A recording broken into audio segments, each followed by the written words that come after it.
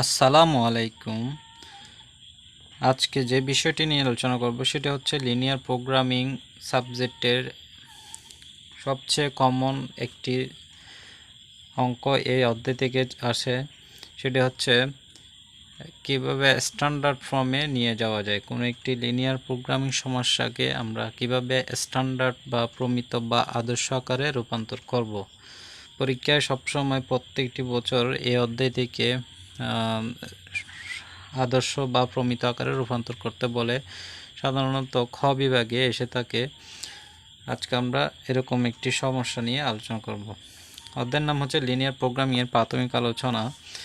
LPP বা linear প্রোগ্রামিংকে আমরা তিনটি ভাগে ভাগ করতে পারি, যথা 1 উদ্দেশ্য ফাংশন বা অবজেক্ট ফাংশন, 2 শর্তসমূহ কন্ডিশন, 3 সিদ্ধান্ত চলক।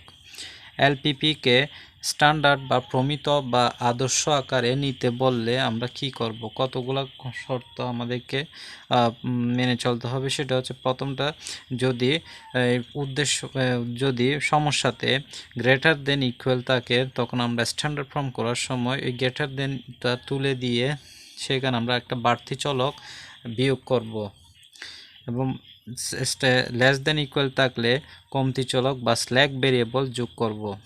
যোগ করার পরে আমরা এটাকে সমীকরণ আকারে রূপান্তর করব।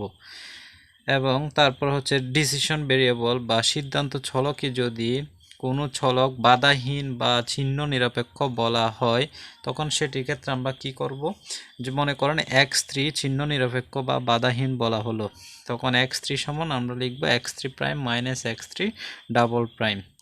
এ হচ্ছে আমাদের কোনো একটি সমস্যাকে স্ট্যান্ডার্ড ফর্ম বা প্রমিত বা আদর্শ আকারে নিয়ে যাওয়ার বৈশিষ্ট্য। তাহলে আমরা আরও ক্লিয়ার হব যদি আমরা একটা ম্যাথ করি।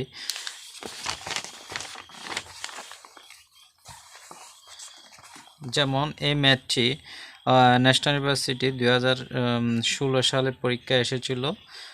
নিম্নের লিনিয়ার প্রোগ্রামটির আদর্শ আকার প্রকাশ করো। গরিষ্ঠকরণ z equal 3x1 plus 2x2 plus 5x3, এটা হচ্ছে আমাদের উদ্দেশ্য ফাংশন বা অবজেক্ট ফাংশন, এবং কন্ডিশন হচ্ছে 2x1 minus 3x2 less than equal 3। দ্বিতীয় শর্ত হচ্ছে x1 plus 2x2 plus 3x3 greater than equal 5, এবং তৃতীয় শর্ত হচ্ছে 3x1 plus 2x3 less than equal 2। এবং এখানে সিদ্ধান্ত চলকে দেওয়া হয়েছে x1 greater than equal 0, x2 greater than equal 0, এবং x3 হচ্ছে কি চিহ্নের বাধাহীন।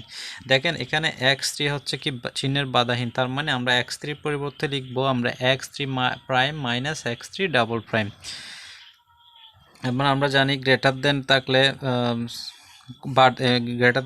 আমরা বাড়তি চলক বিয়োগ করব, এবং লেস দেন ইকুয়াল থাকলে আমরা কমতি চলক যোগ করব।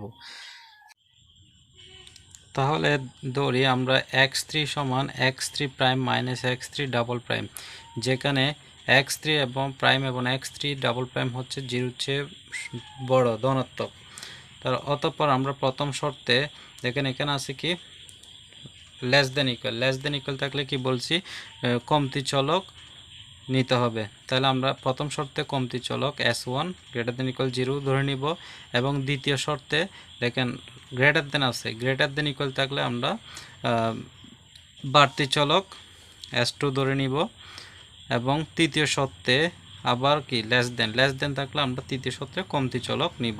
তাহলে কমতি চলক নিয়ে আমরা আদর্শ আকার করে পাই। এখন দেখেন তাহলে গরিষ্ঠকরণ কর z ইকুয়াল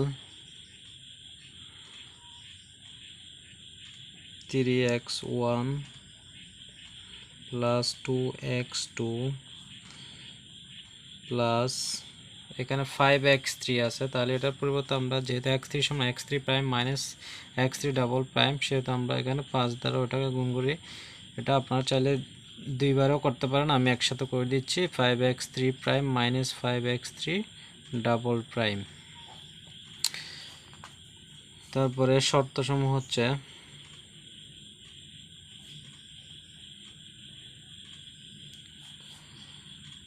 প্রথম শর্ত 2x1 মাইনাস 3x2, যেহেতু এখানে চলক তিনটা x3 সেহেতু এখানে x3 নেই, সেহেতু আমরা এটা 0 দ্বারা লিখতে পারি 0x3। প্লাস এটা যেহেতু লেস দেন ইকুয়াল সেহেতু আমরা এখানে কমতি চলক S1 যোগ করে দিব।